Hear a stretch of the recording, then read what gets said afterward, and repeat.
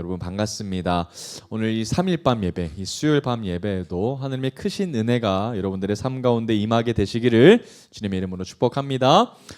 우리는 계속해서 수요일마다 통성경을 따라 성경을 읽어 나가고 있는데요. 오늘은 이제 통성경 26가 26번째 시간이고요. 제국 변동의 밑그림이라는 제목으로 여러분들과 함께 다니엘서를 좀 살펴보기를 원합니다. 제국 변동의 밑그림입니다. 벌써 이 말씀 제목에 사실 다 그림이 적혀져 있거든요. 그래서 다니엘은 이제 하나님께서 움직이시는 이 제국의 큰 움직임에 대해서 다니엘이 다니엘서를 기록하면서 우리에게 전하는 이야기가 바로 다니엘입니다. 여러분 이제 우리가 통성경을 따라서 이제 남유다 역사를 좀 한번 돌이켜 볼 필요가 조금 있는 것 같습니다. 다니엘이 언제 이제 등장을 하게 되는지는 사실은 지난번 시간 때 우리가 살펴보았습니다. 에스겔서를 좀 이제 마무리를 좀 지으면서 이제 이스라엘 역사가 이제 후반부로 가면 갈수록 이제 이방 제국에 의해서 남유다가 고통을 받고 있었다는 사실 여러분들 좀 기억하실 겁니다. 그래서 사실 남유다는 아수르에게 의해서 먼저 고통을 좀 받았고요. 그리고 이 아수르의 고통 가운데서 벗어나려고 애국과 화친을 좀 해보려고 하다가 바벨론에 의해서 완전히 이제 무너지게 되는 것을 좀 여러분들이 기억하셨을 겁니다. 그래서 이제 바벨론에 의해서 이제 느부갓네살 왕이 이제 침공을 하게 되고 그 당시에 있었던 남유다 왕이 여호야김이라는 사람인데 여호야김 때 이 느부갓네살 왕이 여호와의 성전에 있는 많은 기물들을 바벨론으로 가져가고 또 그뿐만이 아니라 남유다에 있었던 각기 재능이 있었던 엘리트 집안 사람들을 뭐 했습니까? 1차로 포로로 끌려갔던 것을 여러분들이 좀 기억하실 겁니다. 바로 이때 1차 때 끌려갔던 사람이 바로 누구였죠? 다니엘이라고 하는 사람이었습니다. 그러니까 여러분 시대적으로 보면 남유다가 바벨론 침공을 받고 처음에 이 느부갓네살 왕이 여호야김 시대 때 다니엘이 그때 끌려갔었다라는 겁니다. 여러분 끌려가고 싶어도 내가 변변치 않고 우리 집안이 너무나도 가난하면 끌려가기는 좀 어려웠던 것 같아요. 그래서 구분되어지고 좀 쓸만한 사람들을 끌려갔기 때문에 아마 이 다니엘도 유력한 집안이었을 것이고요. 똑똑했었던 사람이었다는 것을 여러분들이 그림으로 그리면서 오늘 말씀을 좀 보시면 좀 좋을 것 같습니다. 자, 그러면 이 시간 우리 다니엘서 1장으로 한번 가봅시다. 다니엘서 1장 1절로부터 이제 시작을 해서 오늘 다니엘을 통해서 하나님이 우리에게 어떤 말씀을 또 하시고 싶어 하시는지 또 어떤 마음을 깨닫게 하고 싶어 하시는지에 대해서 오늘 한번 같이 알아가 보도록 하겠습니다. 다니엘서 1장 1절 말씀 우리 같이 한번 읽어보겠습니다. 시작. 유다 왕 여호야김이 다스린 지 3년이 되는 해에 바벨론 왕 느부갓네살이 예루살렘에 이르러 성을 에워쌌더니 여러분 누가 나와 있습니까? 왕이요? 여호야김이 나와 있죠. 그래서 여호야김 시대 때 느부갓네살이라고 하는 바벨론 왕이 이제 침공을 하게 되면서 이제 바벨론으로 포로를 끌려가게 되는 장면을 처음으로 서술하고 있습니다. 이제 통성경을 하고 있으니까 이제 1장 1절에서 어떤 이야기가 시대적으로 설명이 되고 있는지가 여러분 눈에 좀 보이시죠? 이제 2절로 한번 가볼까요? 다니엘 1장 2절 말씀입니다. 자, 주께서 유다 왕 여호야김과 하나님의 전, 여러분 하나님의 전이면 어디겠습니까? 성전이죠. 성전의 기물들을 가져갔다는 이야기 하고 있는 거예요. 하나님의 전 그릇 얼마를 그의 손에 넘기심에 그가 그것을 가지고 신할 땅 자기 신들의 신전에 가져다가 그 신들의 보물 창고에 두었더라라는 겁니다. 여러분 여기서 조금 구분할 필요가 있으면 좀 기억하시면 좋을 것 같은데요. 느부갓네살은 단순히 여호와의 성전에서 가지고 온 기물들을 뭐 했죠? 그냥 자신의 보물 창고에 두었습니다. 뭐 한 겁니까? 보관한 거예요. 그러니까 재산으로 여겼고요. 그러니까 자기가 이걸 보관하면서 그것이 의가 됐던 사람이 바로 느부갓네살인데 제가 이 이야기를 왜 하냐면 이 여호와의 전에 있던 기물을 다르게 사용한 왕이 있기 때문에 그렇습니다. 그 사람이 바로 느부갓네살과 대척점에 놓여서 그의 끝이 이제 좀 완전히 대조적으로 끝나기 때문에 얘기를 드리는 거고요. 이 이야기는 제가 나중에 이어서 하도록 하겠습니다. 여러분 느부갓네살은 당시에 있었던 아수르 그 전에 있었던 아수르 제국과는 좀 다른 정책을 펼치고 있었던 것 같습니다. 여러분들이 기억하시고 있는 것처럼 아수르 제국은 어떤 정책을 펼쳤죠?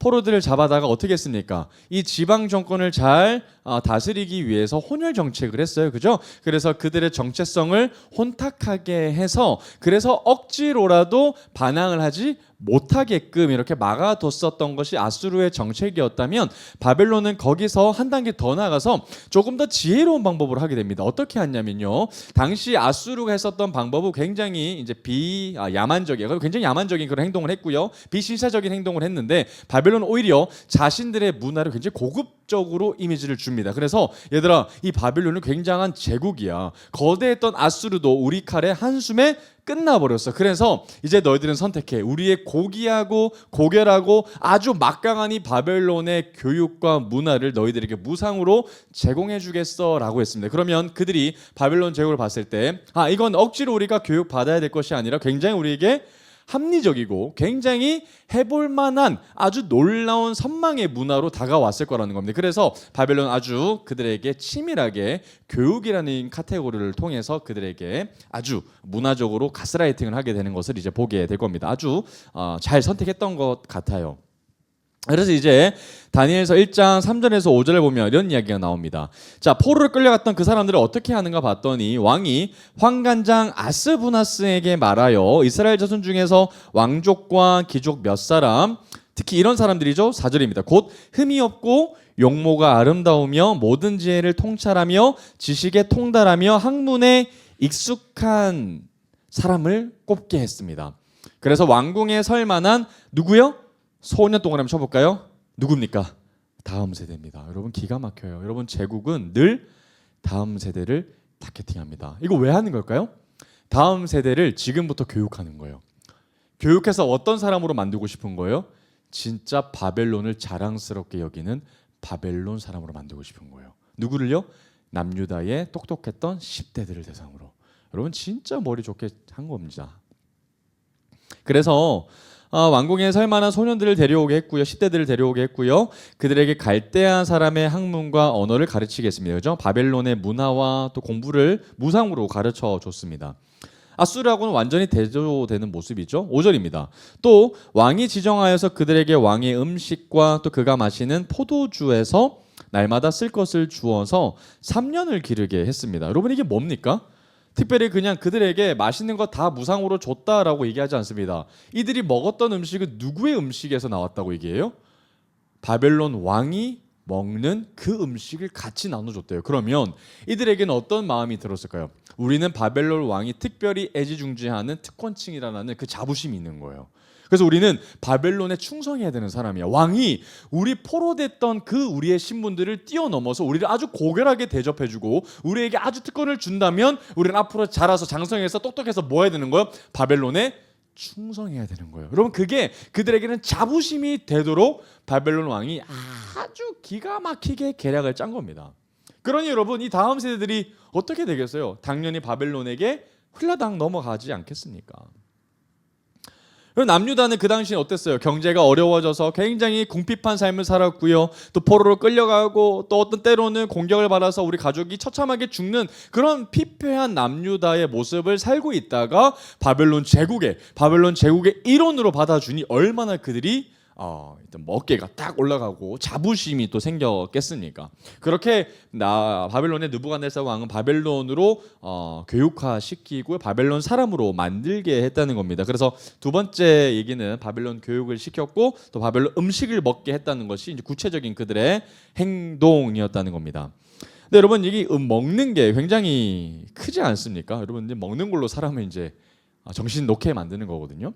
1장 6절에서 7절 한번 보겠습니다. 그런데 그러한 상황 가운데에도 불구하고 소위 말해 구별된 사람들이 등장한다는 거예요. 구분되는 사람들이 등장한다는 건데요. 1장 6절에서 7절 보면 이런 말이 나옵니다. 자, 그들 가운데는 유다 자손 곧 다니엘과 하나냐와 미사엘과 아사랴가 있었더니, 여기서 나오는 사람들이 소위 말해 누굽니까? 다니엘의 새 친구들이라고 얘기해 드리는 4명의 사람들이죠. 4명의 사람들이 어떤 사람들이라는 겁니까? 그런 상황 가운데도 불구하고 뭐 하기를 결정한 사람들이라는 거예요? 구분되기를 결정한 사람들이라는 거예요. 구별되고 싶다라고 결단한 사람들이 바로 이 4명 뿐이라는 거예요. 그럼 나머지 사람은 어떻게 된 겁니까? 그냥 홀라당 바벨론의 유혹에 넘어가 버린 사람들이죠. 7절 한번 볼까요? 환관장이 그들의 이름을 고쳐버립니다. 여러분, 이름을 바꾼다는 건 굉장한 큰 이름이죠. 큰 일입니다. 왜죠? 정체성을 바꾸는 일이기 때문입니다. 그래서 우리 여러분 일제강점기 때 창씨 개명이라고 해서 우리 조선의 이름들을 마음대로 일본식으로 바꾼 이유가 뭡니까? 정체성을 바꾸기 위한 목적 아닙니까? 그래서 다니엘과 하나냐와 미사엘과 아사랴라고 하는 그 고유의 이스라엘의 이름을, 히브리 민족의 이름을 바벨론식으로 바꾸어 버립니다. 강제로 바꾼다는 거예요. 그래서 다니엘도 어떤 이름이 있는 거예요? 바벨론으로 벨드사살이라는 이름이 있고요. 하나냐는 사드락이라고 바꾸고요. 미사엘은 메삭이라고 하고 아사랴는 아벤느고라고 그냥 아예 이름을 새롭게 줘버린 겁니다. 그러면 더 이상 바벨론에서 다니엘이라고 부를 사람이 있습니까? 없습니까? 없어요. 이제 그는 벨드사살이라 새로운 이름으로 바벨론 사람으로 역임을 받게 될 거라는 거예요. 그러니 바벨론 사람의 입장에서는 더 이상 이 사람들이 남유다로 가지 못하게끔, 남유다를 생각하지도 못하게 하고 고향도 생각하지 못하고 너희들은 계속해서 바벨론 사람이야, 바벨론에게 충성해야 돼, 바벨론을 위해서 일해야 돼라고 계속해서 그렇게 그들을 유혹했다라는 것으로 우리가 볼 수 있게 될 겁니다.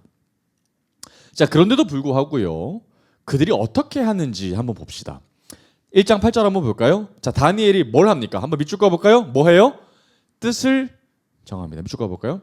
다니엘은 뜻을 정했습니다. 여러분, 특별히 다니엘은 10대입니다. 여러분, 청년의 때에 하는 것 늦어요. 언제 해야 돼요? 10대 때 해야 돼요. 10대 때 진짜 하나님 앞에서 구별되기를 각오하면서 결단해야 돼요. 근데 여러분, 여러분들에게 좀 질문하면서 좀 가보겠습니다. 다니엘이 어떻게 이렇게 구별될 수 있었을까요? 그럼 다니엘의 멘토가 누굽니까? 없습니다. 그럼 다니엘이 어떻게 이렇게 구별될 수 있었고 구분될 수 있었을까요? 성경입니다, 여러분. 다니엘은 나중에 비결이 나와요. 어떻게 이 사람이 하나님 앞에 구별될 수 있는지가 나오는데 예레미야의 말씀을 그는 붙잡았던 사람이었어요. 그 사람은 성경 하나 붙잡았던 사람이었어요. 성경이 멘토였고 하나님의 말씀이 그에게는 등불이었던 사람이었습니다. 그래서 10대임에도 불구하고 그는 성경 말씀이 그에게 힘이 되어서 구별될 수 있는 힘이 되었던 것이죠. 그래서 여러분 10대 때 성경을 부지런히 가르쳐 주셔야 됩니다. 그래서 다니엘은 뜻을 정할 수 있었어요. 자, 어떤 뜻이었습니까? 구체적으로 나오죠. 왕의 음식과 또 그가 마시는 포도주로 자기를 더럽히지 아니하리라 하고 자기를 더럽히지 아니하도록 구체적으로 요청을 합니다. 환관장에게 요청을 구체적으로 하게 되죠. 여러분, 지금 여기서 보면 다니엘은 분명히 결정합니다. 나는 하나님 앞에 뭐 하겠다? 구별되겠다. 구분되겠다. 비록 이 땅이 바벨론 땅임에도 불구하고 내 신분은 여전히 포로임에도 불구하고 나는 죽을지언정 뭐 하겠다는 거예요? 하나님 앞에 순종하겠다라는 겁니다. 여러분, 지금 여기서 보면 단순히 먹는 문제를 대해서 얘기하고 있습니다. 여러분, 이 다니엘이요, 먹어도 되지 않았습니까? 그 바벨론에서 주는 그 맛있는 음식들을 먹으면 큰 문제가 되는 거예요? 그렇지 않잖아요. 그냥 좋은 게 좋은 거라고 먹으면 뭐가 그렇게 문제가 되겠습니까? 그러나 다니엘은 알았어요. 먹으면 안 된다는 사실을. 왜 알았을까요? 말씀 때문이에요. 여러분, 모세오경에 특별히 레위기에 뭐가 적혀있습니까? 제사장 나라의 음식법이 적혀져 있어요. 그리고 누가 알려줬을까요? 그들의 신앙 좋았던 부모들이 알려줬을 수도 있고요. 특별히 성경 말씀이 그에게 있었다면 레위기 26장 말씀에 따라서 그는 먹지 않아야 된다는 것을 알았던 거예요.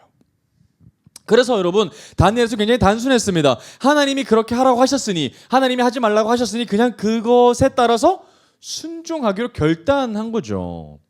다니엘의 선택의 기준은 말씀이었습니다. 이 말씀을 알아야 하나님의 말씀을 분간해서 선택할 수 있죠. 그래서 다니엘은 바벨론 땅에 살아가는 포로임에도 불구하고 그는 여전히 나는 하나님 나라 백성이다, 나는 하나님 나라 시민권자라는 의심이 전혀 없었던 것이었습니다. 명확하게 자신이 누구였는지를 알았던 사람이었습니다. 여러분들 누구시죠? 여러분들은 하나님 나라 백성입니다. 이것이 여러분들을 설명할 수 있는 가장 정확한 설명이죠. 그러니 여러분, 지금 남유다가 어떻게 돼 보여요? 멸망할 것처럼 보입니다. 심지어 자기는 포로를 끌려왔어요. 조만간 남유다는 사라질 거예요. 그럼에도 불구하고 여전히 남유다 백성의 정체성으로 살아가기가 쉽습니까? 어렵습니까? 쉽지 않아요.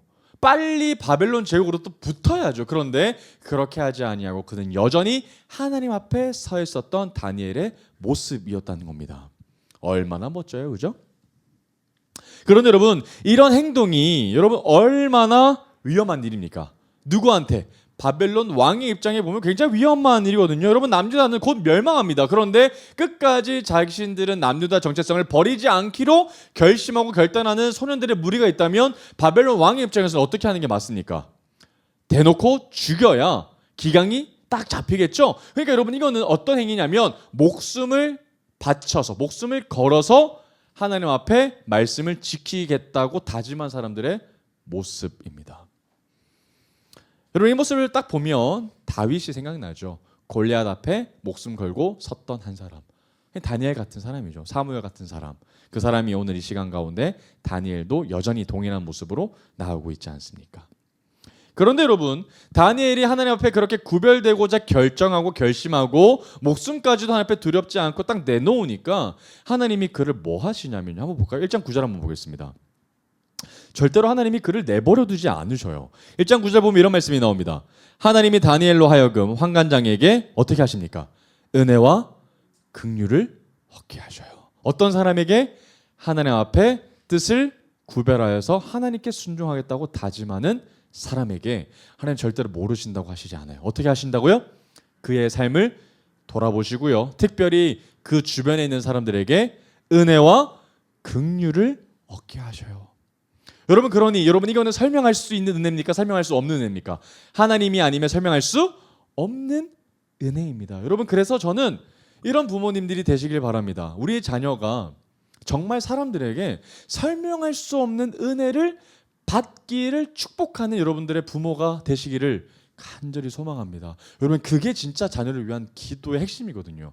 암만 우리가 축복을 해준다고 해도, 우리가 암만 도와준다고 하더라도 여러분, 한계가 있습니다. 잘 아시잖아요. 그러나 내가 죽는다고 하더라도 이 자녀는 끝까지 하나님 앞에 설명할 수 없는 은혜가 임하길 되기를 축복하고, 또 주변 사람들에게 정말 특별히 존대받고 사랑받고 존중받는 그런 하나님의 보좌함이 있는 그런 자녀가 되게 하여 주시옵소서라고 기도하시기를 정말 축복합니다. 그럼 그게 핵심이지 않을까요? 그런데 다니엘이 그런 축복을 하나님 앞에 받았다는 겁니다. 다니엘이 어떻게 됐다고요? 하나님 앞에 뜻을 구별했고요, 하나님 앞에 온전히 서기로 다짐했기 때문에 하나님이 특별히 다니엘을 더 깊이 보호하셨다라는 것을 여러분들이 보시면 참 좋을 것 같습니다. 자, 그렇게 해서 이 다니엘의 요청에 따라 환관장은 이들에게 이제 채식이랑 물만 제공을 해줍니다. 여러분, 상식적으로 채식과 물만 먹으면 어떻게 해줘야 돼요? 점점 피골이 상접하고, 그 다음에 점점 메말라가고 얼굴에 상이 안 좋고 그래야 되는데, 15절 16절 보면 어떤 일이 벌어집니까?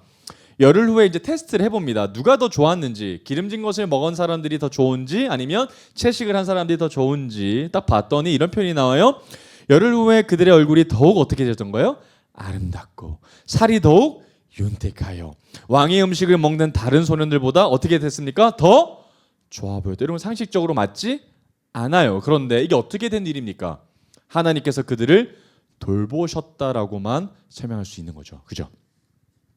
16절입니다. 그리하여 감독하는 자가 그들에게 지정된 음식과 마실 포도주를 제하고 채식을 주었습니다. 여러분, 이제 걱정할 필요 없는 거죠? 이제 환관장은 이들을 잘 먹여서 통통하게 해서 왕 앞에 내보내야 되는 사람인데 채식을 해줘도 전혀 문제가 없으니까 그냥 그들의 원함대로 줄 수 있었던 겁니다. 그러니 진짜 하나님이 환관장을 설득할 수 있게끔 길을 열어 주셨던 거죠. 그러니 이들은 하나님 때문에 하나님의 법을 지킬 수 있는 구별된 자로 설 수 있게 된 것입니다. 얼마나 놀랐습니까? 그뿐만이 아니에요. 1장 17절 한번 볼까요?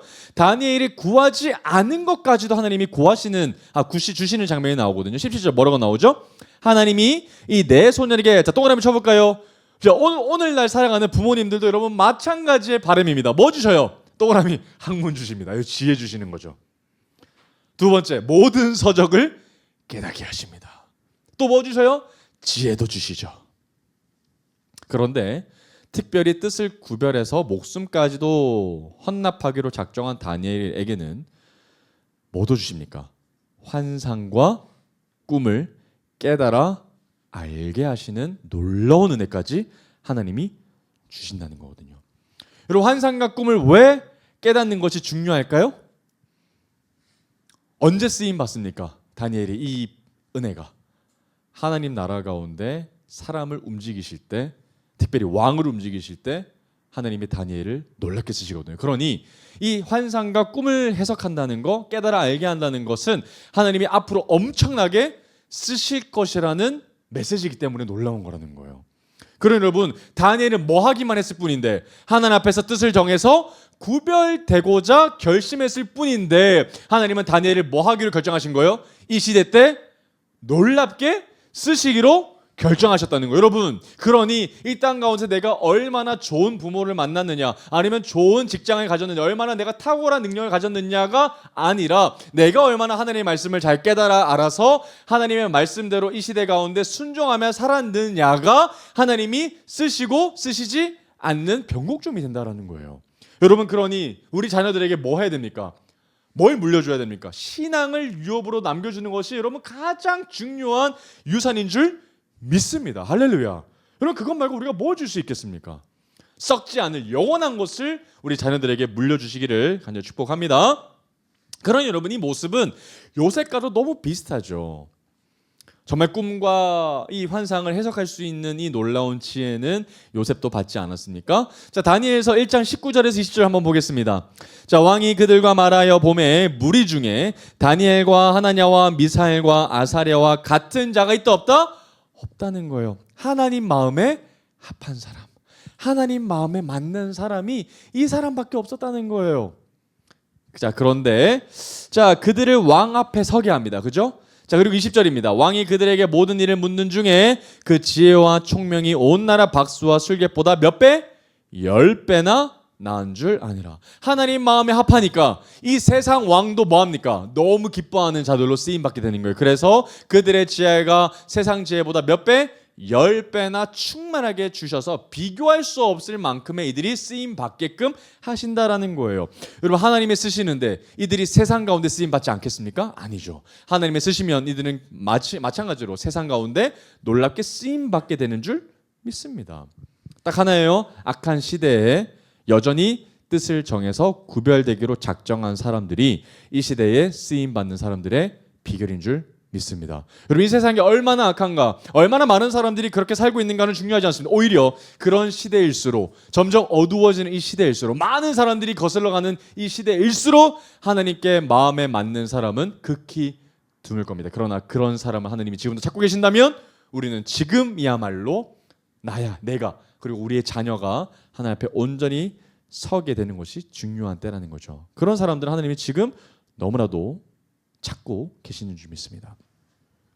자, 그래서 이 끝으로 21절 한번 보면 다니엘이 그래서 궁극적으로 얼마나 큰 은혜를 받았는지에 대해서 설명하고 있습니다. 1장 21절 한번 볼까요? 뭐라고 나오죠? 다니엘은 누구 때까지? 고레스 왕 때까지 있었다라고 얘기하고 있습니다. 여러분, 이게 말이 안 되는 게, 여러분 지금 이 때가 어느 때입니까? 아수르 제국이 멸망하고 나서 바벨론이 들어선 나라예요. 그래서 바벨론에서 포로로 끌려왔던 이 다니엘이 이제 아주 존귀한 자로 바벨론에서 쓰임을 받게 될 겁니다. 그런데 왕이 여러 번 바뀌는데도 불구하고 다니엘은 그 자리를 고수합니다. 지켜냅니다. 그런데 심지어 이 바벨론이 멸망하고 거대한 새로운 제국, 이 페르시아라는 제국이 등장함에도 불구하고 그의 자리가 전혀 위협받지 않고 여전히 왕의 오른쪽에 총리로서 있는다면, 여러분 이건 말이 됩니까 안 됩니까? 말이 안 됩니다. 왜죠? 나라가 바뀌고 왕이 바뀌면 무조건 그 이전의 신하들은 다 척결됩니다. 그런데 다니엘은 그렇지 않고 계속해서 뭐한다? 쓰임받는다는 겁니다. 누구 때문에요? 하나님 때문에. 이 정도로 다니엘은 하나님 앞에 복을 받았던 사람이었다는 거예요. 여러분, 다니엘 멋있어요? 안 멋있어요? 진짜 멋있죠? 그래서 제 영어 이름이 다니엘입니다. 할렐루야. 얼마나 제가 닮고 싶었는지요. 이 시대에 진짜 구별되고 싶어서, 이 시대에 진짜 쓰임받고 싶어서 제가 다니엘이 되었던 겁니다. 주일 되면 저를 다니엘로 불러주셔도 좋습니다. 자, 이제 여러분 2장으로 한번 가보겠습니다. 여러분 2장으로 넘어가 보면 이제 바벨론의 느부갓네살 왕이 본격적으로 바벨론의 이 포로로 끌려온 다니엘과 만나는 장면들이 좀 연출이 됩니다. 여러분, 이제 이 바벨론의 포로로 끌려갔던 다니엘이 이제 하나님 앞에 크게 쓰임 받으려면 왕의 눈에 좀 띄어야 되겠죠. 그래서 하나님께서 어느 날 느부갓네살에게 찾아가셔서 꿈을 주시는데, 그 꿈이 얼마나 흉흉했던지 이 느부갓네살이 잠을 잠을 못 잘 정도로 굉장히 힘들어하는 모습을 보입니다. 그래서 이 느부갓네살 왕이 얼마나 큰 제국의 왕이었든지 그의 밑에 얼마나 많은 무당들이 있었고 또 술객들이 있었겠습니까? 그래서 많은 지혜자들을 모아서 내 꿈을 해석해달라고 얘기하지만 사실은 그 꿈조차 얘기하지 않아요. 여러분, 이전에 그 요셉에 있었던 그 파라오를 생각해 보면 그래도 그 파라오는 신사적이었습니다. 자기의 꿈을 충분히 이야기를 해주고 그리고 해석해봐라고 얘기했다면 이번에 느부갓네살은 아예 자신의 꿈 내용도 얘기하지 않고 맞춰보고 해석까지 내놓으라고 하니 얼마나 그 밑에 있었던 지혜자들이 두렵고 떨렸겠습니까? 아니 세상에 어떤 나라의 왕이 자기 꿈 내용도 얘기하지 않고 맞춰보라고 하는 세상에 왕이 어디 있습니까? 그건 신밖에 못합니다 라고 얘기했더니 느부갓네살이 뭐라고 했냐면 그러면 너희들 다 죽어 라고 얘기해서 그때 다니엘도 함께 죽을 위기에 놓이게 돼요. 그래서 다니엘이 그때 어떤 일인지에 대해서 좀 물어보고 그러면 제게 시간을 달라고 해서 그래서 다니엘이 느부갓네살을 찾아가서 꿈을 해석하는 장면이 나오는데 느부갓네살 왕을 만나기 그 직전에 그러면 다니엘이 어떻게 느부갓네살 왕이 꾸었던 꿈을 알게 되고 아는 것을 넘어서 해석까지 할수 있었을까요에 대해서 여러분 좀 찾아보길 원합니다. 다니엘서 2장 16절 한번 가볼까요? 여러분 굉장히 위기거든요. 자칫하면 그냥 왕을 만나기도 전에 모든 이 바벨론의 지혜자들이 죽게 생겼습니다. 그때 이 다니엘도 죽게 될 위기 가운데 다니엘이 어떻게 나서는지 한번 볼게요.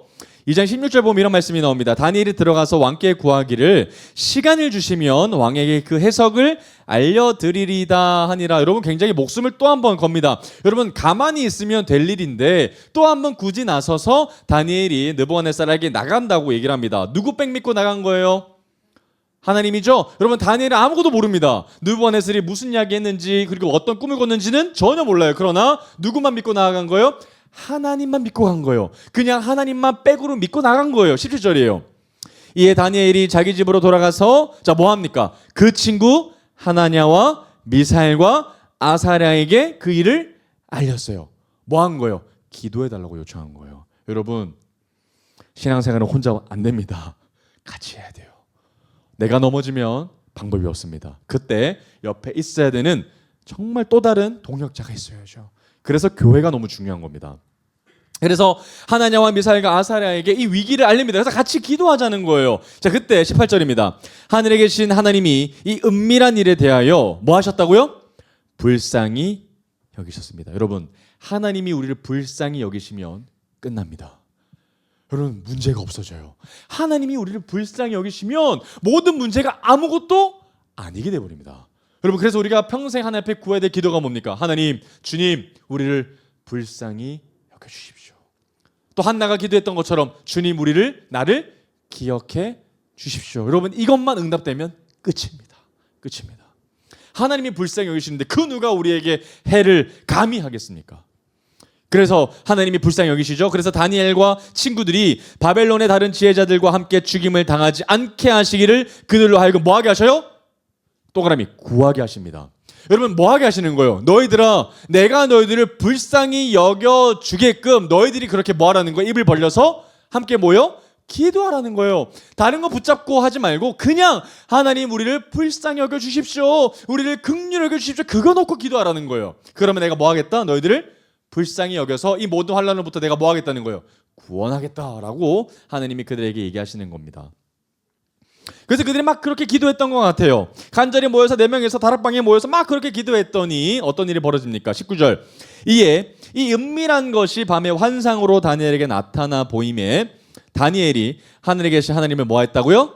찬성 동그라미. 여러분 다니엘은 아무것도 몰랐습니다. 느부갓네살이 뭐 했는지 그리고 그 꿈이 뭐 어떤 내용인지 아무것도 알지 못했어요. 그러나 다니엘이 뭘 봤어요? 환상 봤어요. 여러분 환상 봤다는 것보다 더 중요한 것은 이 환상을 왜 누가 보여주신 거예요? 하나님이 은혜로 다니엘에게 달란트를 주셔서 보게 하셨던 거예요. 그래서 그 환상을 보자마자 하나님 앞에 뭐 합니까?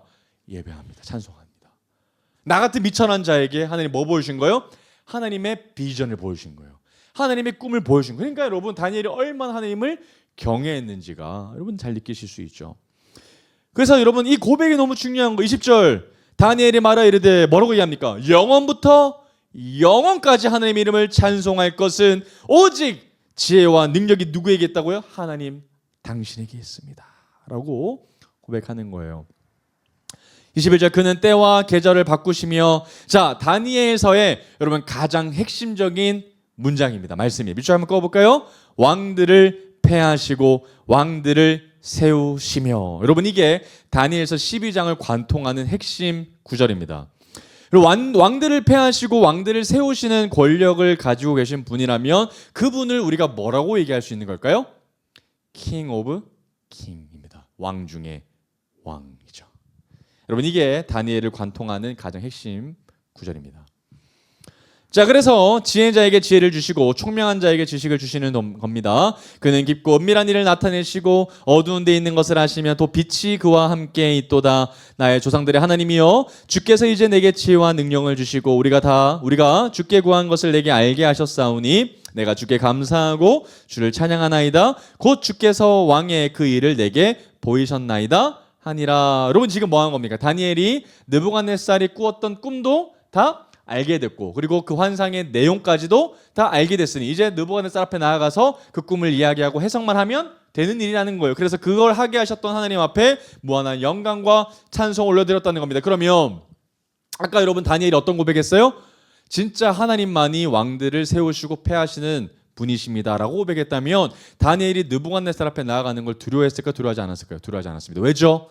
이 느부갓네살 왕조차 누가 세웠기 때문에? 하나님이 세우셨기 때문이에요. 나는 비록 여기서 포로지만 우리나라는 남유다는 지금 멸망하기 직전에 놓여져 있지만 그럼에도 불구하고 나는 누구의 자녀이기 때문에? 하나님의 자녀이기 때문에, 하나님의 백성이기 때문에 느부갓네살 왕을 두려워하지 아니하고 담대하게 나아가서 전한다는 거죠. 정말 이 다윗과 같은 모습 아닙니까? 나는 하나님의 말씀으로 나아가는 그 고백했던 다윗처럼 말이죠. 만군의 여호와 이름만은 딱 가지고 갔던 다윗과 같이 이 다니엘도 너무나도 담대하게 용감하게 죽으면 죽으리다라는 그 각오로 느부갓네살 왕에게 나아간 것 아닙니까? 자, 그래서 다니엘이 여러분 멋지게 해석하는 장면이 2장 31절에 나옵니다. 전 뭐라 그럽니까? 왕이요, 왕이 한 큰 신상을 보셨나이다. 여러분 이것도 굉장히 놀라운 일이지 않겠습니까? 왕이 얼마나 놀랬겠어요, 그죠? 그 신상이 왕의 앞에 섰는데 크고 광채가 매우 찬란하며 그 모양이 심히 두렵다. 그래서 당신이 두려워할 만한 충분하다라고 공감해주고 있지 않습니까? 그러니 여러분 다니엘이 굉장히 말을 아주 지혜롭게 잘하고 있는 거예요. 느부갓네살 왕이 심히 걱정할 만큼 그 신상이 굉장히 위험이 있었다라고 하면서 쭉 31절부터 내려오면 그 신상에 대한 묘사가 쭉 나옵니다. 여러분 다니엘서에서는 특별히 환상과 꿈에 대한 내용이 많이 나오는데요. 여기서 보면 이 느부갓네살이 보았던 신상의 머리에 해당되는 그 금붙이 부분은 이제 바벨론 현재 나라를 상징합니다. 그리고 가슴부터 이제 내려가면서 차례대로 바벨론 이어서 바벨론 뒤에 세워질 각 나라에 대해서 이제 설명하는 부분이 나오거든요. 그래서 가슴에 해당되는 머리 아래에 해당되는 부분은 이제 은으로 묘사가 되고 있는데 이제 페르시아를 좀 지칭을 하고요. 이제 허리 아래로 이제 내려가면 이제 그리스가 이제 해당이 되고 또 허벅지 강철로 상징이 되어지는 허벅지는 로마 제국이고요. 마지막 그 아래 이제 철과 진흙으로 묘사가 되어지고 있는 이제 발 아래는 이제 앞으로 펼쳐질 열국 시대와 세상의 끝을 이제 묘사하고 있다라고 여러분들이 생각하시면 될 것 같습니다.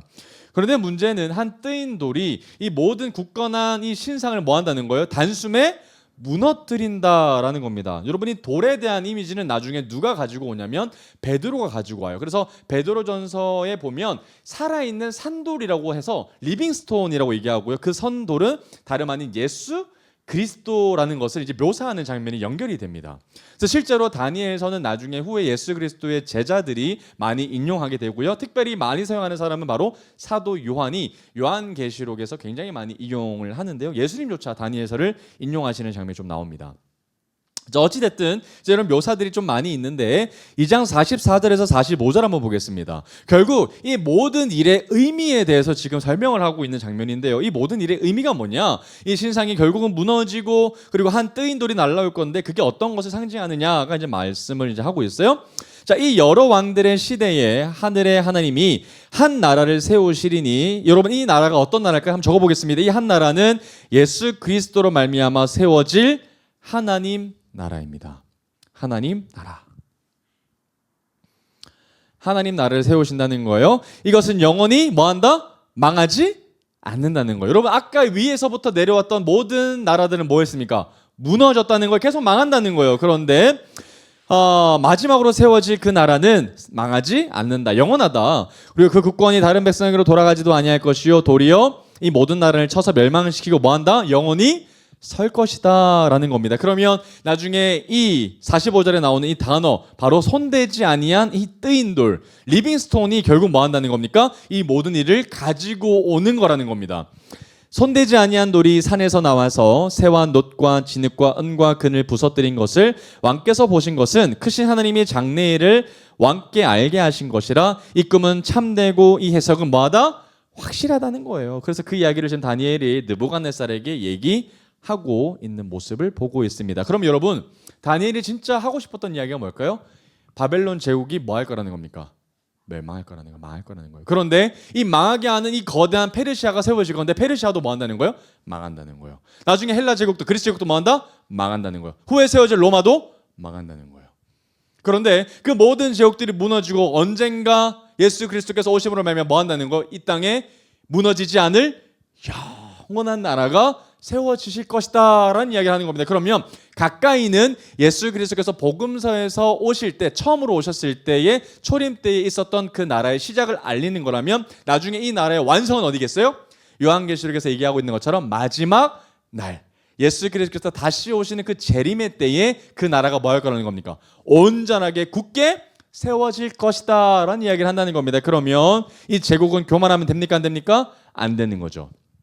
언젠간 멸망할 거다. 하나님이 오시기 때까지만 영원한 것처럼 보이지만 언젠간 그들이 다 뭐 할 거다? 멸망할 거다라는 이야기를 하고 있다는 거예요. 그러면 세계 역사의 주관자는 누구? 하나님이시라는 거죠. 여러분 지금도 마찬가지로 누가 움직이시는 거예요? 하나님 움직이시는 거죠. 여러분 지금의 제국은 누굴까요? 미국이라는 나라나 아니면 중국과 러시아 이 정도 되겠죠. 그러니까 지금도 뭐 하고 있습니까? 여전히 패권 다툼하고 있는 거예요. 여러분 예전 같으면 미국이 이란과 멀리 떨어져 있으니까 전쟁할 필요 있어요? 없어요? 없습니다. 그러나 지금 어떤 싸움입니까? 제국 싸움이에요. 제국의 힘을 길러야 되기 때문에 저 멀리 떨어져 있는 나라도 상관치 아니하고 패권 다툼이라서 뭐하고 있는 간섭하고 또 싸우기도 하고 이런 나라가 펼쳐질 것이고요. 미국이 가만히 있으면 또 다른 나라 조용할까요? 그렇지 않죠. 어떤 나라든지 새롭게 또 다시 일어나서 패권 다툼은 늘 일어날 겁니다. 미국이 멸망하면 또 다른 나라가 뭐 할 거예요? 또 새롭게 제국이 되겠죠. 그러나 이 모든 일들이 반복돼서 나중에 어떻게 될 거라는 거예요? 다 무너지고 잠잠해지고 하나님 나라가 이 땅 가운데 무너지지 않을 것으로 완성되어질 것이다 라는 것을 우리에게 지금 보여준다는 겁니다. 자, 그런데 여러분 이 이야기를 했더니 느부갓네살이 어떻게 반응하는지 한번 볼까요? 다니엘 2장 46절에 49절입니다. 어떻게 반응하죠? 이에 느부갓네살 왕이 엎드려서 다니엘에게 절합니다. 놀라운 반응이죠. 여러분 그 내용만 들으면 기분이 나쁘거든요. 바벨론이 멸망한다는 이야기지 않습니까? 그런데 자기의 꿈을 맞췄잖아요. 얼마나 신기했겠습니까? 그래서 다니엘과 함께하는 하나님에 대해서 느부갓네살이 두려운 마음이 듭니다. 그래서 뭐 예물과 향품을 그에게 주게 하고요. 47절에 보면 이런 고백이 나오죠. 다니엘이 이르되 너희 하나님은 참으로 모든 신들의 신이다. 신 중의 신이다. 킹 오브 킹이라는 고백을 느부갓네살이 하고 있는 거예요. 모든 왕의 주제로시다라는 겁니다. 여러분 다니엘을 통해서 이방 나라의 왕이 뭐 하고 있는 겁니까? 하나님 앞에 영광 돌려드리고 있는 거예요. 그러니까 여러분 다니엘이 얼마나 하나님 앞에 크게 쓰임 받고 있는지를 느낄 수 있죠. 그리고 심지어 그것만이 끝이 아니라 48절 보면 왕이 뭐 합니까? 다니엘을 높여줘요. 그죠? 귀한 선물도 많이 주고요. 또 세워주고 또 심지어 49절에 또 기가 막히게 다니엘이 치고 들어옵니다. 뭐 하죠? 나만 그렇게 하지 말고 내 친구 3명과 같이 해달라고 요청하죠. 그래서 그의 3명의 친구들도 함께 바벨론에게 세움을 받아서 이제 고위직계로 이제 진급을 하게 되는 장면이 나옵니다. 자, 그리고 여러분 곧 이어서 3장으로 넘어가 보면 이제 조금씩 이제 넘어가겠습니다. 3장으로 가 보면 이제 풀무불에 새 친구들이 들어가는 장면이 나옵니다. 여러분 왜 들어갔겠습니까? 갑자기 낙하산이기 때문에 그렇거든요. 그래서 주변에 있는 많은 사람들이 이 친구들에 대해서 이제 모함을 하게 될 겁니다. 왜냐하면 이 세 친구들이 계속해서 구별되거든요. 구분되고 구별되기 때문에 옆에 있는 사람들이 얼마나 시샘했겠습니까? 그래서 이 느부갓네살이 세웠던 신상에 절하지 않았다는 이유로 이 3명의 친구들은 풀무불에 던져짐을 받게 되지만 하나님이 그들을 뭐 하셔요? 보호하시지 않습니까? 그래서 그때 했던 그들의 결단의 태도를 한번 그것만 보고 좀 넘어가 볼게요. 3장으로 넘어가 봅시다. 3장 17절에 18절입니다. 다니엘서 3장 17절에 18절 보면 이런 말씀이 나와요. 왕이여 우리가 섬기는 하나님이 계시다면 우리를 맹렬히 타는 풀무불 가운데서 능히 건져내시겠고 왕의 손에서도 건져내시리다. 18절 유명한 고백이죠. 그리 하시지 않을지라도, 그렇죠? 그렇게 하지 아니하실지라도, 그리 아니하실지라도라는 그 고백이 바로 이 다니엘의 새 친구의 고백입니다. 하나님이 설령 우리를 가만히 내버려서 우리가 불무불에 타서 죽을지라도 우리는 끝까지 뭐 하겠다는 겁니까? 구별되겠다는 거예요. 여러분, 그래서 우리가 의문이 들어요. 왜 이렇게까지 이들이 하나님 앞에 뜻을 정해서 말씀을 지켜내는 것일까? 여러분, 다니엘서 읽을 때마다 왜 굳이 여기까지 그렇게까지 목숨을 바치면서까지 그렇게 구별되기를 원했을까를 여러분들 계속 생각해 버립니다. 왜 그럴까요? 힌트는 왕 중의 왕이 하나님이시고 바벨론은 곧 무너진다는 사실이 있습니다. 그러면 오늘날에도 우리는 마찬가지예요. 그럼 우리는 이 땅 가운데서 썩어질 것을 바라보면서 살아가는 삶이 아니라 뭘 봐야 되는 거예요? 영원한 하나님 나라를 바라보면서 그 나라를 소망하며 이 땅 가운데 살아가려는 거예요. 그래서 다니엘이 진짜 우리에게 하고 싶은 말씀, 오늘의 메시지는 이 땅 가운데서 너무 연연해하지 마십시오. 우리 이 땅 가운데 살아가는 사람들이지만 우리는 저 천국 본향을 바라보며 살아가는 사람들입니다. 그래서 이 땅 가운데서 구별되시고 하나님의 뜻을 정해서 하나님 앞에 서는 사람들이 되면 하나님이 반드시 여러분들과 함께 하실 것입니다. 그래서 용기를 가지시고 격려해주는 본문이 바로 이 다니엘서라는 이야기라는 거예요. 자, 그래서 여러분 또 이 느부갓네살이 또 마찬가지로 이 세 사람들의 삶을 보고 29절에 보면 또 이런 고백을 합니다. 그러므로 내가 이제 조서를 내리노니 각 백성과 각 나라와 각 언어를 말하는 자는 모두 사드락과 메삭과 아벤느고의 하나님께 경솔히 말하거든 그 몸을 쪼개고 그 집을 거름토로 삼을지니 이는 이 같은 사람을 구원할 다른 신이 없다. 그러니 여러분 이방 왕이 이들의 삶의 태도를 보고 이들의 신앙의 결단을 보고 뭐 한다는 거예요? 하나님께 경배하고 경외하는 삶으로 바뀌었다라는 거예요. 그러니까 여러분 얼마나 이들의 삶이 하나님 앞에 영광이 됐는지가 나오게 되죠. 그러면서 여러분 4장으로 이제 집에 가셔서 읽어보시면 느부갓네살이 또 꿈을 꿔요. 그러니까 느부갓네살은 요셉과 같이 꿈을 계속 꾸는데 이 꿈이 굉장히 자기의 마음을 어렵게 하는 꿈을 계속 꿉니다. 그래서 두 번째 꿈의 내용을 여러분들 좀 보면 4장 24절에서 25절만 한번 보겠습니다. 이번에도 마찬가지로 다니엘이 느부갓네살 두 번째 꿈을 해석을 해주는데 그 내용이 굉장히 비범하거든요. 심상치 않습니다. 왕이여 그 해석은 이러하니이다. 곧 지극히 높으신 이가 명령하신 것이 내 주왕에게 미칠 것이라. 왕이 사람에게서 쫓겨나서 들짐승과 함께 살며 소처럼 풀을 먹을 것입니다. 하늘 이슬에 젖을 것이요 이와 같이 7대를 지낼 것이라. 그때에 지극히 높으신 이가 사람의 나라를 다스리시며 자기의 뜻대로 그것을 누구에게든지 주시는 줄 아시리이다 라고 한다면 여러분 이 꿈은 어떤 해석입니까? 당신을 곧 쫓겨나서 들 가운데 뭐처럼 살아갈 거라는 거예요? 짐승처럼 살아갈 거라는 거예요. 여러분 이게 어떤 메시지가 숨겨져 있는 걸까요? 하나님 앞에 교만하면 뭐 한다는 거예요? 짐승처럼 살아간다는 거예요. 하나님의 말씀이 있지 않으면 자기가 진짜 왕인 줄 착각하면 들짐승처럼 버려짐을 당한다는 건데, 근데 여러분 놀랍게도 이 느부갓네살이 들짐승처럼 살아갑니다. 33절 볼까요? 4장 33절 보면 진짜 실제로 이런 일이 일어나요. 바로 그때의 이 일이 나 느부갓네살에게 응함으로 내가 사람에게서 쫓겨나서 소처럼 풀을 먹으며 몸이 하늘에 이슬에 젖고 머리털이 독수리 털과 같이 되어 자랐고 손톱은 새 발톱과 같이 완전히 폐인이 됐습니다. 그죠? 완전히 폐인이 되지만 그럼에도 불구하고 느부갓네살이 뭐 하면 내가 진짜 왕이 아닌 줄 알고 진짜 하느님이 왕 중에 왕인 걸 깨닫게 된다면 어떤 일이 벌어질까요? 자신의 왕위가 회복될 것이라는 메시지를 이제 깨닫게 된다는 거예요. 그래서 34절부터는 회복에 대한 이야기가 나와요. 그 기한이 참에 나 느부갓네살이 하늘을 우러보았더니 내 총명이 다시 내게로 돌아왔죠. 짐승처럼 살아가다가 진짜 사람 구실할 수 있도록 다시 하나님이 은혜를 주셨다라는 거예요. 그죠?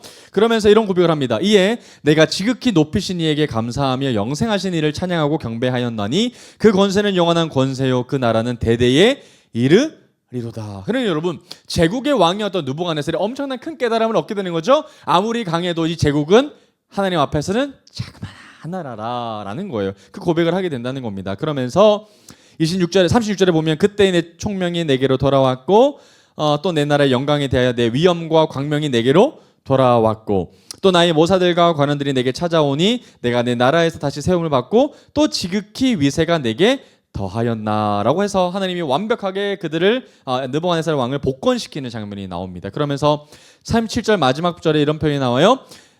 그의 행하심이 의로우심으로 교만하게 행하는 자를 그가 뭐 하신다고요? 능히 낮추셨다라는 거예요. 그러면 그 이전에는 느부갓네살에 어떤 마음이 있었다는 거예요?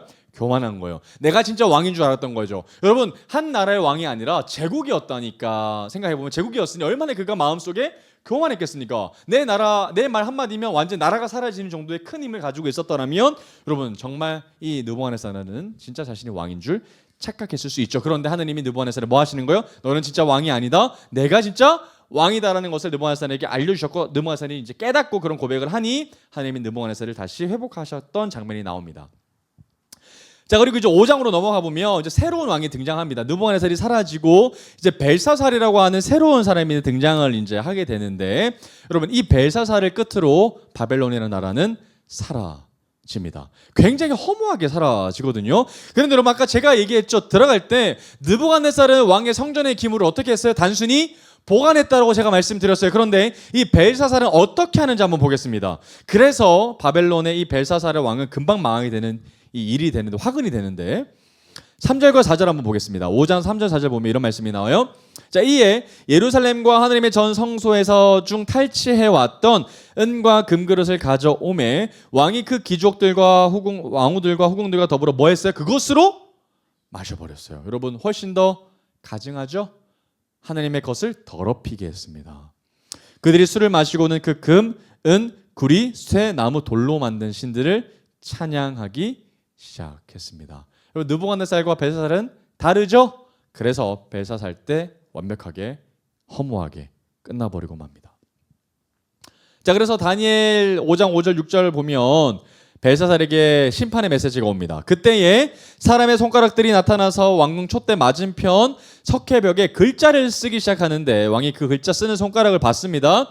6절, 이에 왕의 즐기던 얼굴빛이 변하고 그 생각이 번민하여 널쩍다리 마디가 녹는 듯하고 그의 무릎이 서로 부딪혔다라고 나옵니다. 순간적으로 자신의 삶이 끝났다라는 공포가 왔던 것 같아요. 그러면서 다시 한 번 더 이 메시지에 대해서 해석을 요청을 하고 또 다니엘이 와서 해석을 하는 장면이 25절부터 연결이 됩니다.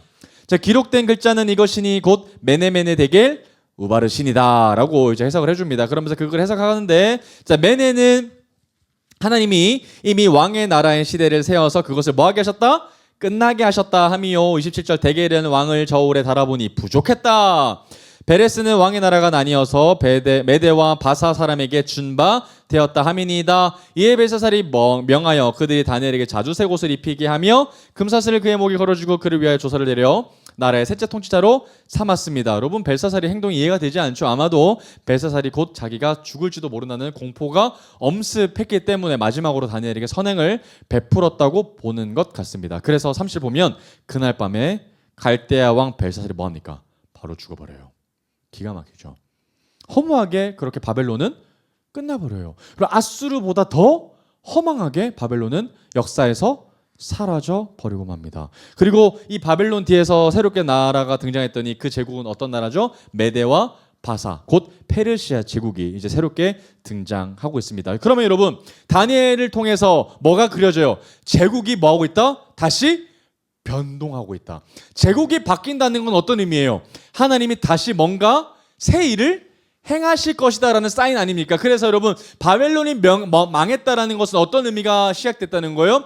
하나님이 예레미야를 통해서 주셨던 바벨론 70년의 징계가 끝나고 다시 뭐 할 거라는 거예요? 남유다 백성들이 이제 우리가 곧 예루살렘 성전으로 돌아가겠구나라는 소망이 이제 보이기 시작하지 않겠습니까? 자, 그래서 여러분 이제 6장으로 한번 넘어가겠습니다. 6장 한번 보겠습니다. 다니엘 6장 1절 2절 보겠습니다. 이제 새롭게 세워진 이 바사의 왕을 한번 보겠습니다. 메대 사람인데요. 다리오가 자기의 뜻대로 고관 120명을 세워서 전국을 통치하게 하고 또 그들 위에 총리 셋을 두었으니 다니엘이 그 중에 하나입니다. 여러분, 이게 말이 안 되는 거죠? 제국이 바뀌었는데 여전히 다니엘은 3명 중에 한 사람으로서 권위를 가지고 있습니다. 여러분, 말이 안 되는 거예요. 그죠?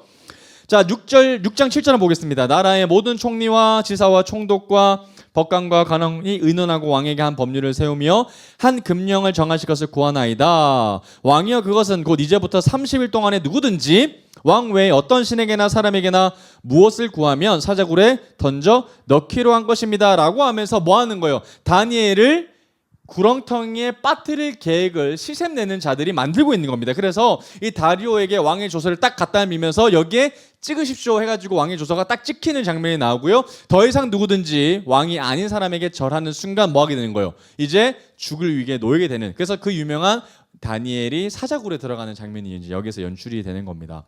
10절 한번 볼까요? 다니엘 6장 10절입니다. 다니엘이 조서에 왕의 도장이 뭐한 것을 알고도 찍힌 것을 알고도 자기 집에 돌아가서는 윗방에 올라가 예루살렘으로 향한 창문을 열고 전에 뭐한데 하던 대로 평소에 하던 대로 하루 3번씩 무릎을 꿇고 기도하며 그의 하나님 앞에 뭐 했더라? 감사했더라. 여러분 다니엘은 곧 죽습니다. 그런데 그의 마지막 기도는 어떤 기도였어요? 감사하는 기도였어요. 그럼 어떻게 이런 태도가 나올 수 있을까요? 딱 하나밖에 설명이 안 됩니다. 이 나라는 망한다. 그죠? 그러나 하나님 나라는 망하지 않는다. 그겁니다. 정말 천국 소망으로 바라봤던 사람이 여러분 진짜 다니엘이거든요.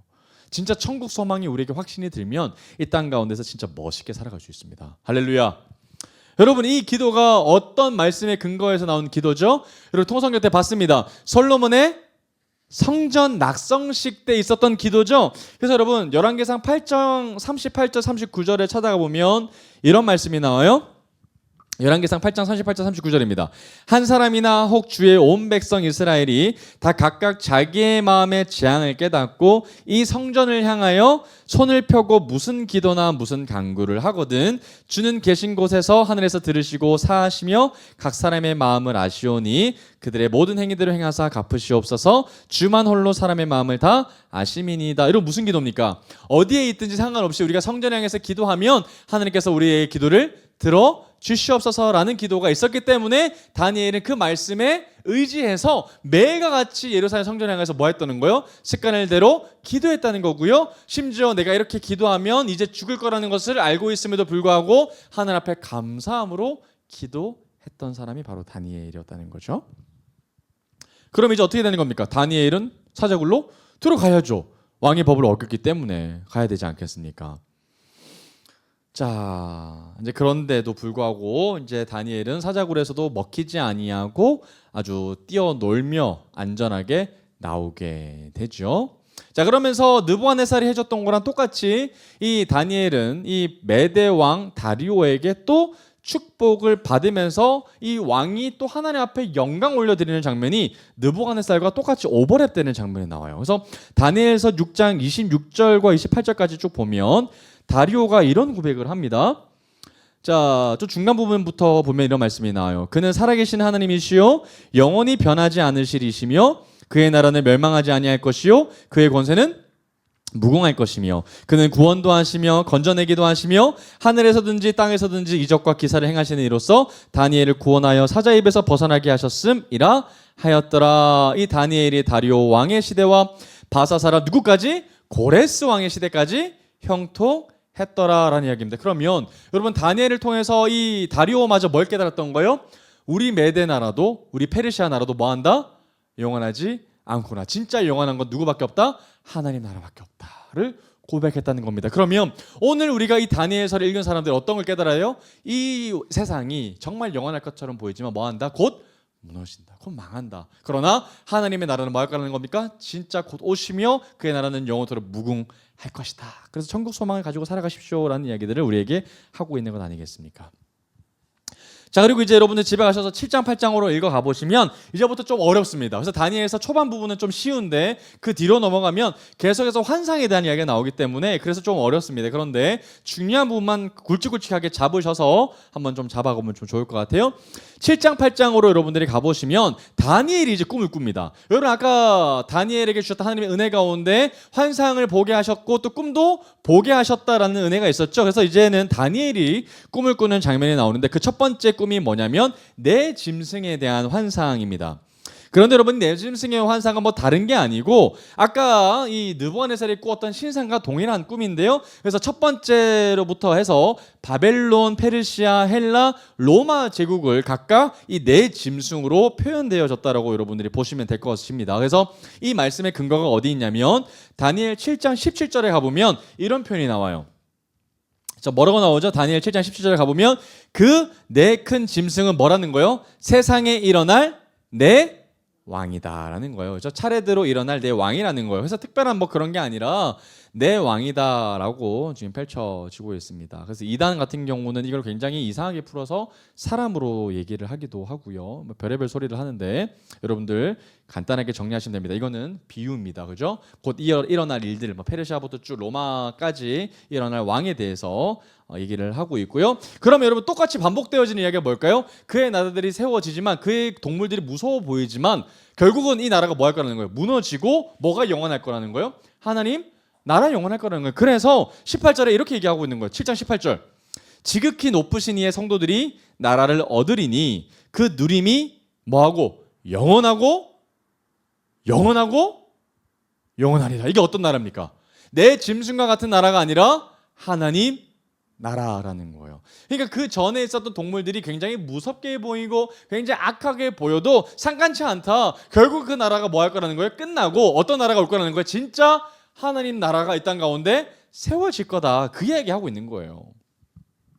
그럼 여러분 8장에서도 또 똑같은 이야기하고 있습니다. 8장에는 또 두 번째 꿈을 꾸는데 2년 뒤에 다니엘이 어떤 꿈을 꾸냐면 숫양과 숫염소에 대한 환상을 꿉니다. 여러분 여기서 숫양은 이 페르시아를 상징하는 거고요. 그다음에 숫염소는 헬라 제국을 상징하는데 그 나라들이 영원하지 않고 분열될 것이라는 이야기를 이제 다니엘 8장에서 쭉 이야기할 겁니다. 그러면서 여러분 이것도 사사를 풀면 안 되는 이유가 말씀에 근거하는데요. 8장 26절 한번 볼까요? 8장 26절입니다. 뭐라고 나오냐면 이미 말한 바가 뭡니까? 이 네 가지 동물들이 결국은 무너지고 뭐가 영원할 거라는 거예요? 하나님 나라가 영원하다라는 그 말을 한 것처럼 이것도 마찬가지라는 거예요. 주야에 대한 환상은 확실하니 너는 그 환상을 간직하라. 이는 뭐라는 거예요? 여러 날 후에 일어날 일이라는 거라는 거죠. 그렇죠? 그 나라가 영원해 보이지만 또 무너지고 또 영원한 나라일 것처럼 보이는 그 강력한 왕도 또 무너지고 그러다가 뭐가 올 거라는 거예요? 영원한 나라가 앞으로 올 것이다 라는 거기에 대한 비유다라는 것을 이야기하고 있습니다. 자, 그리고 나서 여러분 9장으로 넘어가 봅시다. 9장으로 넘어가 보면 이제 다리오 왕이 이제 다시 등장을 하는데요. 자, 메대 족속 아하수에로의 아들 다리오가 갈대아 나라 왕으로 세움을 받던 첫 해에 곧 그 통치 원년에 나 다니엘이 책을 통해 동그라미 이 책이 뭡니까? 성경입니다, 여러분.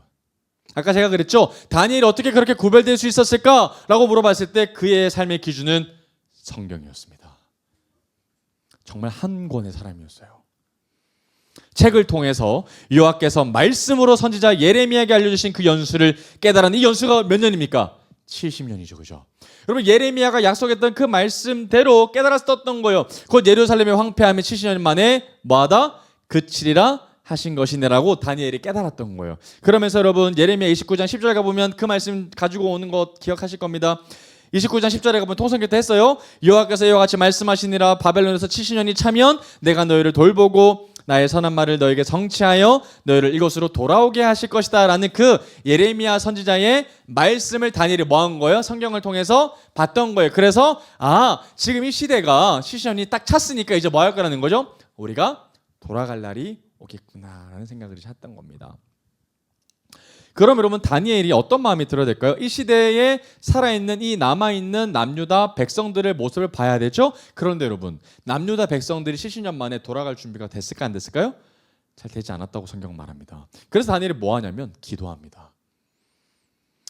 그 기도하는 장면이 9장에서 이제 막 간절한 기도가 나오는 거예요. 9장 18절부터 19절 보면 이렇게 기도합니다.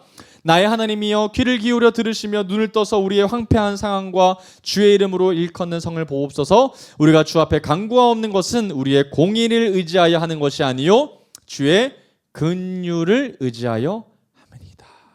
주여 들으소서. 주여 용서하소서. 주의 귀를 기울이소서. 행하소서. 지체하지 마옵소서. 나의 하나님이여 주 자신을 위하여 하시옵소서. 이는 주의 성과 주의 백성이 주의 이름으로 일컫는 바 됨이다. 왜 이렇게 다니엘이 기도했냐면 연수는 찾는데 돌아갈 준비가 안 된 것 같은 거예요. 그래서 다니엘이 하나님 앞에 뭐 얘기하는 거예요? 하나님, 우리는 하나님 앞에 절대로 의로워질 수 없습니다. 우리의 모습을 보고서는 절대로 하나님이 우리를 회복시킬 수 없습니다. 그러나 하나님이 우리를 뭐 하시면, 긍휼히 여겨주시면 우리가 다시 뭐 할 수 있다? 돌아갈 수 있습니다 라고 기도하는 거예요. 그래서 뭐 하는 거죠? 딱 한마디 하는 거예요. 하나님, 우리를 불쌍히 여겨주십시오. 긍휼히 여겨주십시오. 그 기도하고 있는 거죠. 자, 그리고 여러분 이제 밑으로 보면 다니엘 9장 20절부터 27절까지는, 그럼 여러분 독자들도 너무 궁금하겠죠? 도대체 그러면 하나님의 나라가 언제 오냐, 정말 그 영원한 나라가 언제 오냐, 그 정확한 시점에 대해서 궁금할 수 있기 때문에, 그래서 다니엘 9장 20절부터 27절까지는 그 때에 대해서 비유로 풀어주고 있습니다. 그리고 이 비유는 정확하게 나중에 사도 요한이 요한계시록을 통해서 확장하면서 설명을 해주고 있습니다. 마지막 세상의 그 종말의 때에 대해서 비유로 이제 설명을 하고 있는 장면이고요. 다니엘서 이제 10장부터 12장까지는 어떤 이야기 하냐면 앞으로 벌어질 그 미래에 대한 환상에 대해서 이제 쭉 이제 설명을 하고 있습니다. 그러다가 다니엘이 좀 충격적인 환상을 하나 보는데요. 10장으로 넘어가 보셔서 7절, 8절 한번 보겠습니다. 다니엘 10장 7절에서 8절 한번 볼까요? 자, 어떤 표현이 나오냐면, 이 환상을 나 다니엘이 홀로 보았고 나와 함께한 사람들은 이 환상을 보지 못하였어도 그들이 크게 떨며 도망하여 숨었습니다. 8절, 그러므로 나만 홀로 있어서 이 큰 환상을 볼 때에 내 몸에 힘이 빠졌고 나의 아름다운 빛이 변하여 썩은 듯하였고 나의 힘이 다 없어졌으나. 여러분, 이거 어떤 때랑 굉장히 비슷해요? 느부갓네살이 엄청 큰 신상을 봤을 때 마음에 들었었던 표현과 동일하겠습니다. 낯빛이 딱 변했고요. 그리고 굉장히 두려워했고 잠을 못 잤다라고 했었던 그 표현과 굉장히 비슷할 정도로 다니엘조차 그런 감당하기 힘든 엄청난 환상을 봤었던 거예요. 그런데 그때 그렇게 사시나무 떨듯이 두려워하고 있을 때 누가 찾아오냐면 10장 16절에서 19절 말씀입니다. 누가 찾아오냐면 예수님이 찾아오셔요. 한번 볼까요?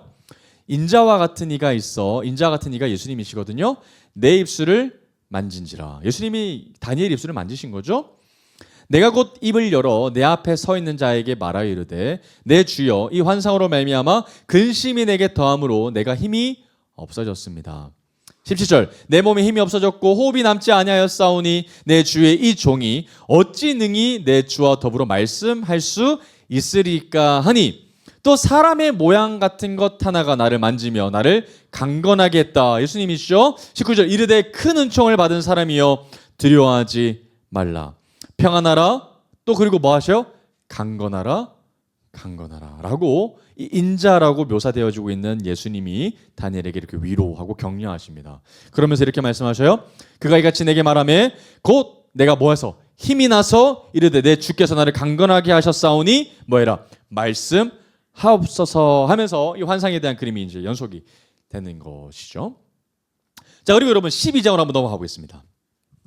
12장으로 넘어가면 이제 마지막 날에 대해서 이제 얘기를 하고 있는 장면이 나오는데요. 다니엘이 끝나면 이제 마지막 날 예수님께서 이 땅 가운데 재림하시는 그 심판의 때에 대해서 구체적으로 다시 한번 더 언급을 해야 되겠죠. 그래서 12장 2절에 보면 그때에 어떤 일들이 예표로 나타나게 될 건지에 대해서 얘기하고 있습니다. 2절 보면 이런 말씀이 나와요. 땅의 티끌 가운데서 자는 자 중에서 많은 사람이 깨어나 영생을 받는 자도 있겠고 또 수치를 당하여서 영원히 부끄러움을 당할 자도 있을 것이다 라고 얘기하고 있습니다. 여러분, 이 말씀 누가 받았어요? 나중에 예수님이 이 말씀 그대로 인용하시면서 나를 믿어야 수치를 당하지 아니하고 구원에 이를 것이다. 잠든 자가 그때 다 일어나게 될 것이다 라는 이야기들을 요한복음에서 했었던 적이 있습니다. 한번 찾아가 볼게요. 요한복음 5장 28절에서 29절까지 말씀입니다. 이미 우리가 금요기도 때 한번 나누었는데 요한복음 5장 28절에서 29절까지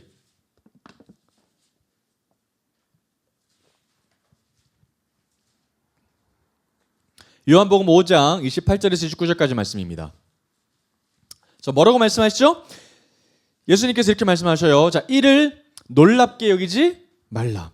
무덤 속에 있는 자가 다 그의 음성을 들을 때가 오나니 선한 일을 행한 자는 생명의 부활로, 악한 일을 행한 자는 심판의 부활로 나오리라. 그러면 이 선한 일이 뭡니까? 예수 그리스도를 주로 고백하는 믿음이거든요. 그러면 다시 다니엘 12장으로 넘어와서 수치를 당할 자는 어떤 자들입니까? 믿음으로 고백하지 않는 자들.